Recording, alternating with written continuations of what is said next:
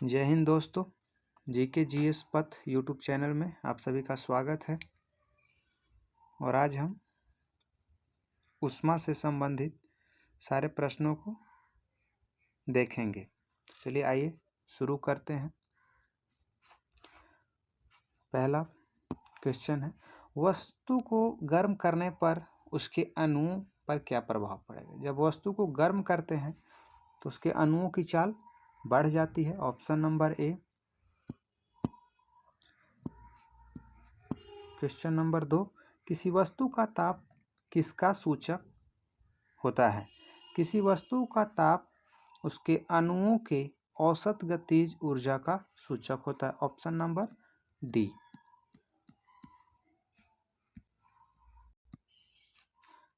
Question number 3, वस्तु का ताप सूचित करता है कि संपर्क करने पर ऊष्मा अपेक्षाकृत कम ताप की वस्तु में उस वस्तु से प्रवाहित होगी। Option number B. कोई दो वस्तु है जिसमें ज़्यादा ताप होगा, वो कम ताप वाले वस्तु की ओर ऊष्मा प्रवाहित होगी। क्वेश्चन नंबर 4, किसी वस्तु के ताप में वृद्धि का अर्थ है कि वस्तु की ऊष्मीय ऊर्जा बढ़ गई है। Option number D. Question number 5, जब किसी वस्तु को ठंडा किया जाता है तो उसके अणुओं की चाल घट जाती है। Option number B.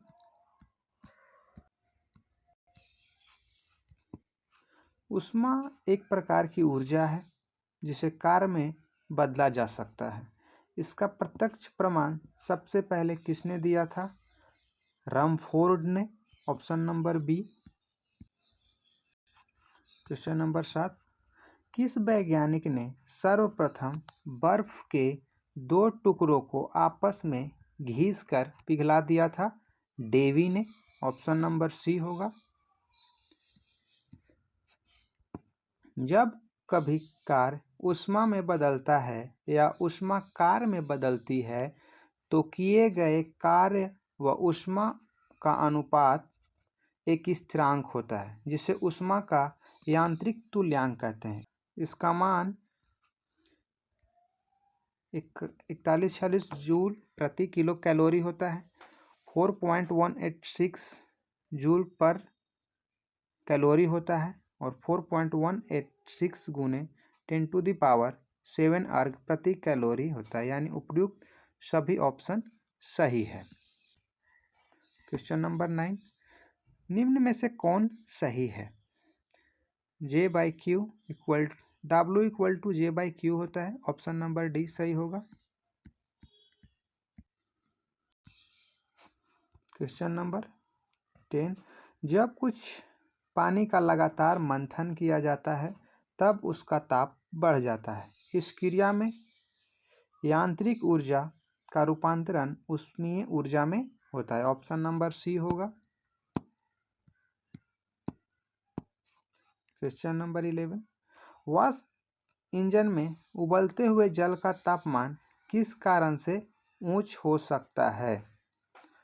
बॉयलर के अंदर उच्च दाब होता है। ऑप्शन नंबर सी।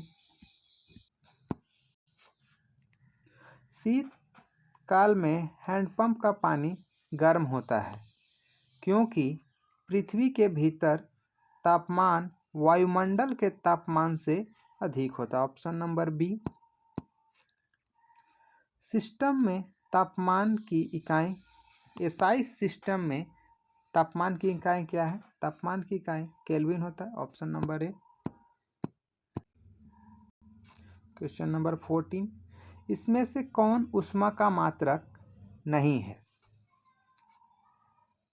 कैलोरी है, किलो कैलोरी है, जूल भी है, डिग्री सेल्सियस ऊष्मा का मात्रक नहीं। Option number D. ताप का मात्रक है। ताप का मात्रक केल्विन है। ऑप्शन नंबर ए। 1 किलो कैलोरी ऊष्मा का मान होता है। 1 किलो कैलोरी ऊष्मा का मान 4.2 गुने 10 टू द पावर होता है। क्वेश्चन नंबर 17, जलप्रपात के अधस्थल पर जल का तापमान ऊपर की अपेक्षा अधिक होने का क्या कारण है? गिर रहे जल की गतिज ऊर्जा ऊष्मा में बदल जाती है। Option number C. गर्मियों में ताप 40 डिग्री सेल्सियस हो जाने पर भी ऊंट गर्मी से राहत महसूस करता है क्योंकि वह अपने शरीर के ताप को 42 डिग्री सेल्सियस तक बढ़ा लेता है। Option number B. बर्फ पर दाब बढ़ाने से उसका गलनांक पर क्या प्रभाव पड़ेगा? घट जाएगा। ऑप्शन नंबर ए। गैस तापमापी द्रव तापमापियों की तुलना में ज़्यादा संवेदी होती है क्योंकि गैस का प्रसार गुणांक अधिक होता है। Option number B. ताप युग्म तापमापी किस सिद्धांत पर आधारित है? सीबेक के प्रभाव पर। ऑप्शन नंबर ए। अत्यधिक ऊंचे तापों की माप की जाती है पूर्ण विकिरण उतापमापी से। Option number C.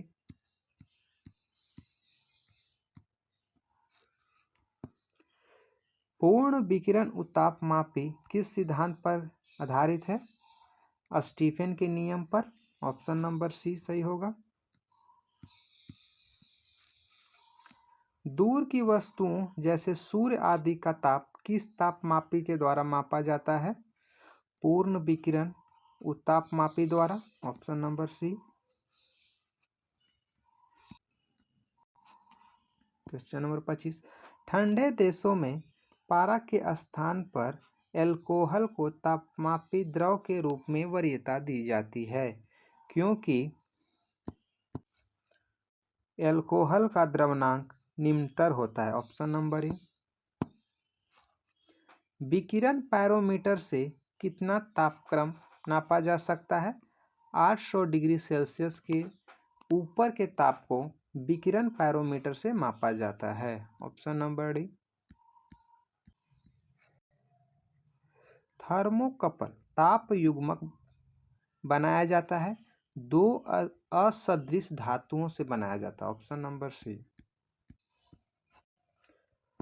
Question number 28, सूर्य का ताप मापा जाता है पाइरोमीटर तापमापी द्वारा।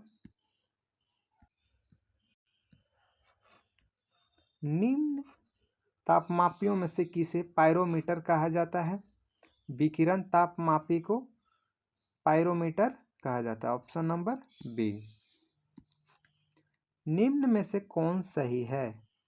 निम्न में से F-32/9 = C/5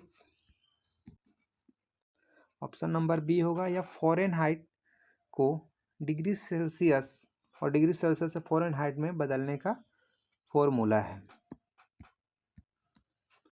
question number 31, Celsius मापक्रम पर जल के क्वथनांक तथा हिमांक कितना होता है?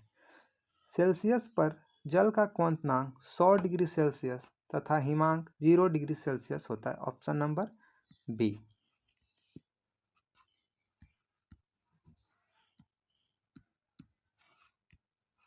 ताप के सेल्सियस पैमाने पर परम शून्य ताप होता है। परम शून्य ताप -273 डिग्री सेल्सियस होता है। Option number D. केल्विन मान से मानव शरीर का समान ताप है। केल्विन में मानव शरीर का ताप है 310 केल्विन। Option number D. एक फ़ारेनहाइट तापक्रम और दूसरा सेल्सियस तापक्रम के दो तापमापियों में किस तापमान पर एक समान पाठ्यांक होगा? -40 डिग्री पे दोनों का पाठ्यांक समान होगा। ऑप्शन नंबर ए। और ये देख सकते हैं क्वेश्चन पूछा हुआ है एसएससी और एनडीए में। क्वेश्चन नंबर 35, न्यूनतम संभव ताप है? न्यूनतम संभव ताप -273 डिग्री सेल्सियस है। Option A. फ़ारेनहाइट स्केल पर किसी वस्तु का ताप 212 डिग्री फ़ारेनहाइट सेल्सियस पैमाने पर उस वस्तु का ताप कितना होगा? आप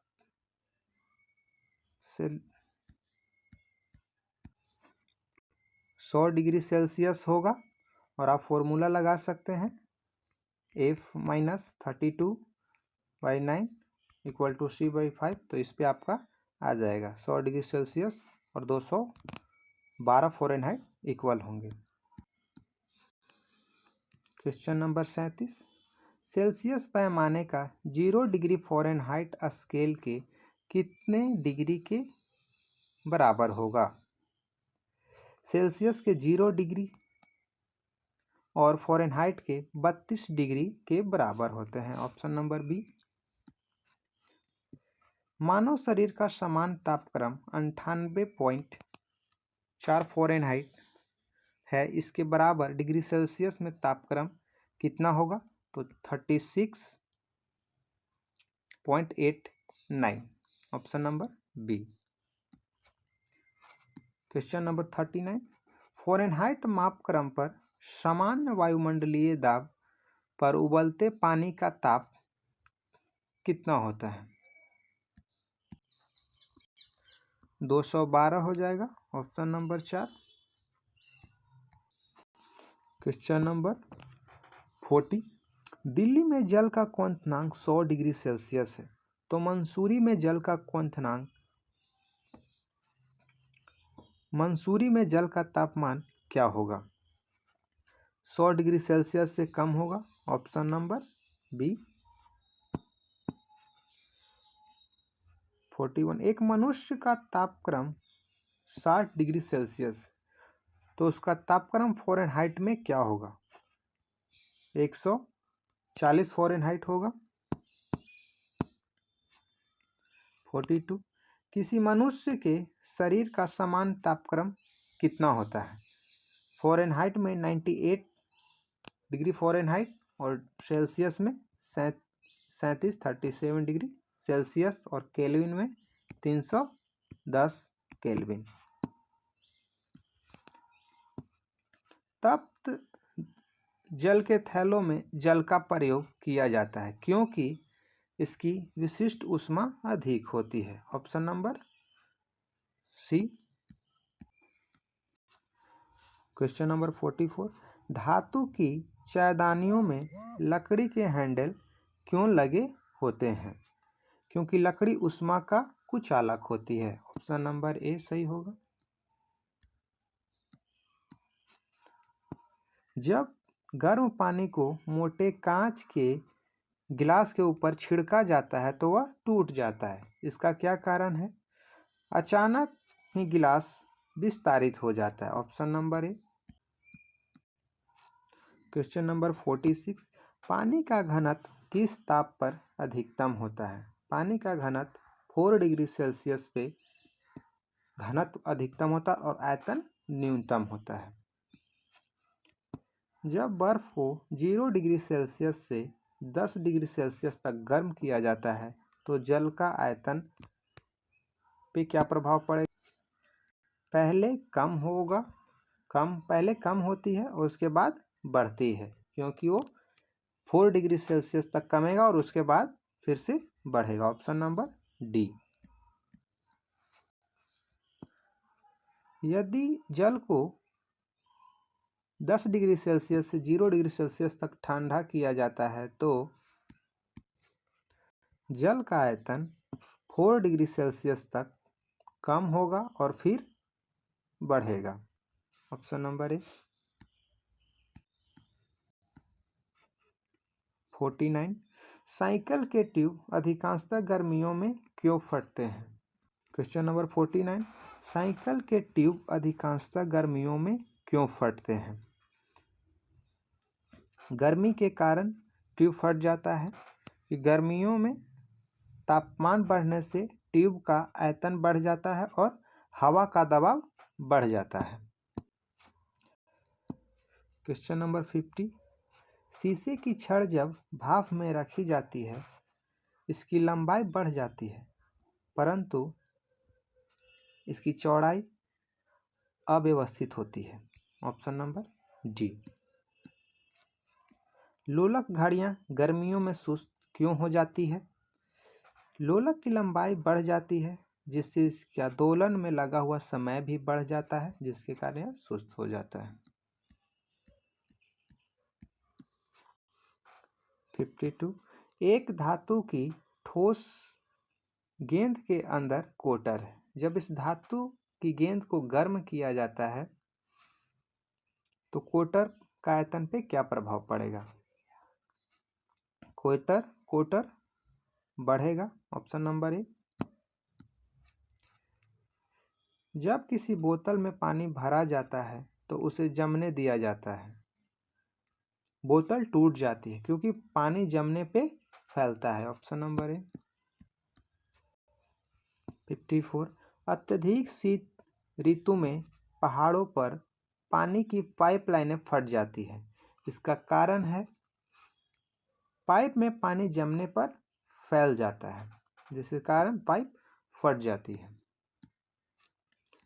दो रेल पटरियों के मध्य जोड़ पर एक छोटा सा स्थान क्यों छोड़ दिया जाता है? क्योंकि धातु गर्म करने पर फैलती है तथा ठंडी होने पर संकुचित होती है। 56। किसी झील की सतह का पानी बस जमने ही वाला है। झील के अधः स्थल में जल का क्या तापमान होगा? जल का तापमान 4 डिग्री सेल्सियस होगा। Option number D. शीतकाल में जब ठंड से जल जम जाता है तब मछलियां और अन्य जलीय जीव पर क्या प्रभाव पड़ता है? वे जीवित रहते हैं क्योंकि जल का केवल ऊपरी परत ही जमता है। ऑप्शन नंबर ए होगा। 58। ऊष्मा के संचरण की विधि है चालन विधि भी, संवहन विधि और विकिरण। उपयुक्त सभी है। Option number D. ऊष्मा के संचरण की किस विधि में पदार्थ के अणु एक स्थान से दूसरे स्थान तक स्वयं नहीं जाते हैं? चालन। Option A. Question number 60। द्रवों तथा गैसों में ऊष्मा का स्थानांतरण निम्न में से किस विधि द्वारा होता है? संवहन विधि द्वारा। Option B. विद्युत केतली में पानी गर्म होता है संवहन के कारण। Option B. सूर्य की ऊष्मा पृथ्वी पर निम्न में से किस प्रकार के संचार माध्यम से आती है? विकिरण माध्यम से आती है। Option B. ऊष्मा के स्थानांतरण की किस विधि में माध्यम की आवश्यकता नहीं होती है? विकिरण विधि में माध्यम की आवश्यकता नहीं होती है। Option C. क्वेश्चन 64। ऊष्मा संचरण की वह विधि जिसमें माध्यम के कण गति नहीं करते हैं कौन सी है? विकिरण। Option C. निम्न में से कौन ऊष्मा का सर्वोत्तम चालक है? ऊष्मा का सर्वोत्तम चालक है पारा। Option B. चांदी की ऊष्मीय चालकता तांबे की ऊष्मीय चालकता की अपेक्षा अधिक होता है। Option B. क्वेश्चन 67। बोलोमीटर मापन की एक युक्ति है ऊष्मीय विकिरण का। बोलोमीटर के द्वारा ऊष्मीय विकिरण मापा जाता है। 68।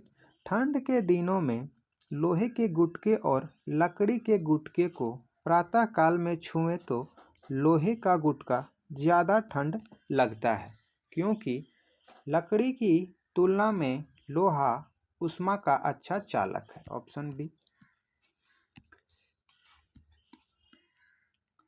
कड़े जाड़े में झील की सतह हिमशीतित हो जाती है किंतु उसके तल में जल द्रव अवस्था में बना रहता है यह किस कारण से होता है?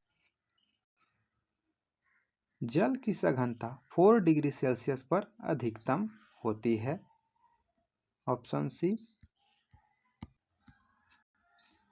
क्वेश्चन नंबर 70, एक टेबल पंखे को बंद कमरे में चलाने पर कमरे की हवा गर्म होगी। Option A. यदि रेफ्रिजरेटर के दरवाजे कुछ घंटों के लिए खुला छोड़ दें तो कमरे के तापमान पर क्या प्रभाव पड़ेगा? कमरे का ताप बढ़ जाएगा। Option B. क्वेश्चन 72, यदि किसी धातु को खाना पकाने के बर्तन बनाने में प्रयुक्त किया जाता है तो ताप चालकता होनी चाहिए, कम होनी चाहिए उस धातु की। Option A. निम्न में से कौन ऊष्मा का सबसे अच्छा सुचालक है? समुद्र का पानी। Option C. आणविक संगठन के द्वारा ऊष्मा का संप्रेषण क्या कहलाता है? संवहन। Option B. क्वेश्चन 75, निम्नलिखित द्रवों में से कौन सा ऊष्मा का बहुत अच्छा चालक है? पारा। Option A. क्वेश्चन 76, सूर्य विकिरण का कौन सा भाग सोलर कुकर को गर्म कर देता है? अवरक्त किरण। Option B. शीतकाल में कपड़े हमें गर्म रखते हैं क्योंकि शरीर की ऊष्मा को बाहर जाने से रोकते हैं। Option D. धूप से बचने के लिए छाते में रंग का संयोजन सबसे उचित कौन सा होगा? ऊपर सफ़ेद और नीचे काला होना चाहिए। Option B. क्वेश्चन 79, अफ्रीका के काली त्वचा वाले व्यक्ति ब्रिटेन के सफ़ेद त्वचा वाले व्यक्तियों की तुलना में अधिक गर्मी महसूस करते हैं। ऑप्शन नंबर ए।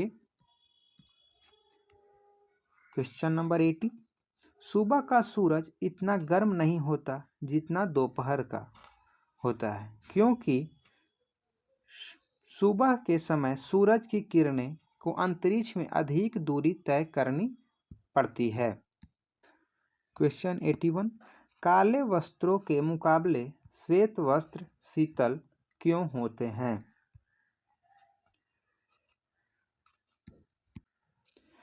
क्योंकि वे उनके पास जो भी प्रकाश पहुंचता है वे उसे परावर्तित कर देते हैं, जिसके कारण श्वेत वस्त्र।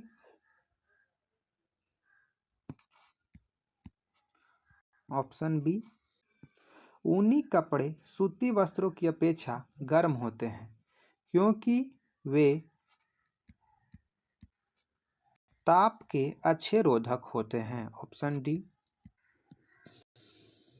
क्वेश्चन नंबर 83, उबलते जल द्वारा जलने की तुलना में भाप द्वारा जलना अधिक कष्टदायक गंभीर होता है क्योंकि भाप में गुप्त ऊष्मा या गुप्ताप होता है। Option number A.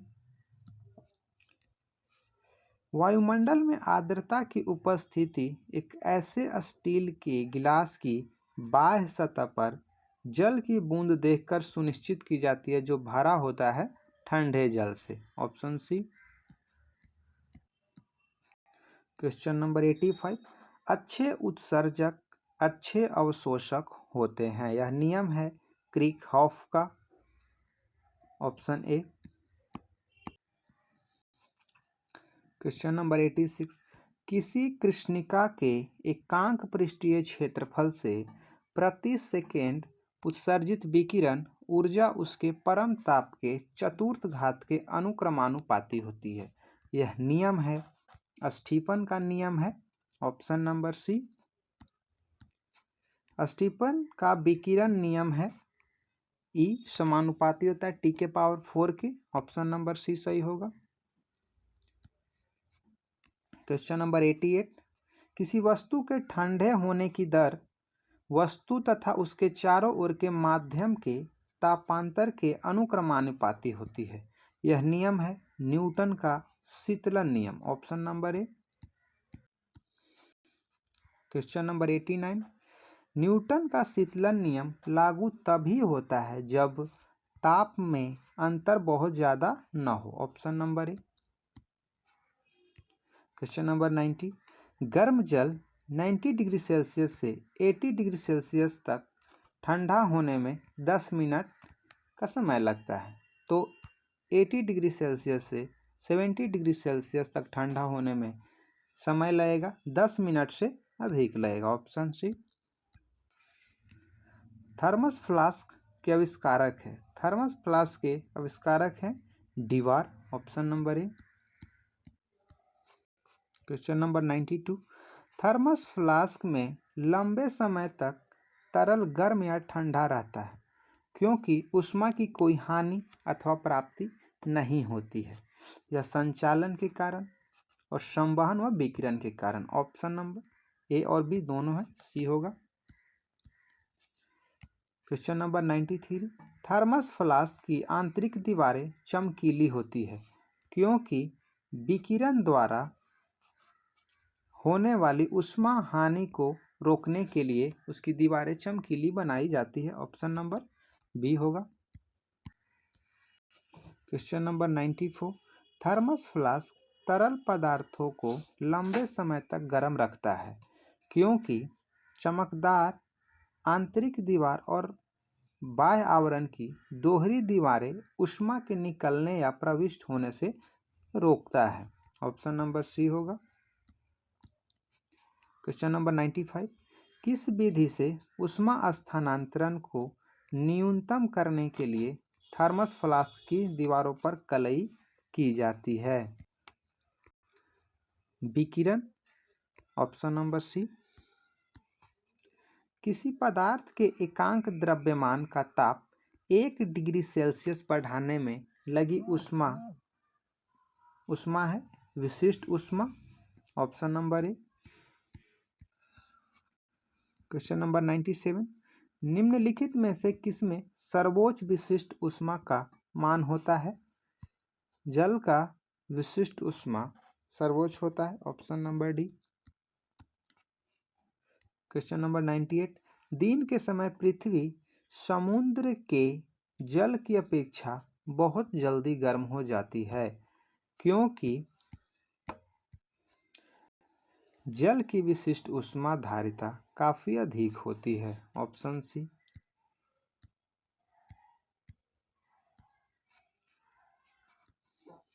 Question 99, motor गाड़ी के रेडिएटर को ठंडा करने के लिए पानी का व्यवहार किया जाता है क्योंकि पानी की विशिष्ट ऊष्मा अधिक होती है। Option number A. Question number 100, निम्न तापी इंजनों का अनुप्रयोग होता है। क्रायोजेनिक इंजन का प्रयोग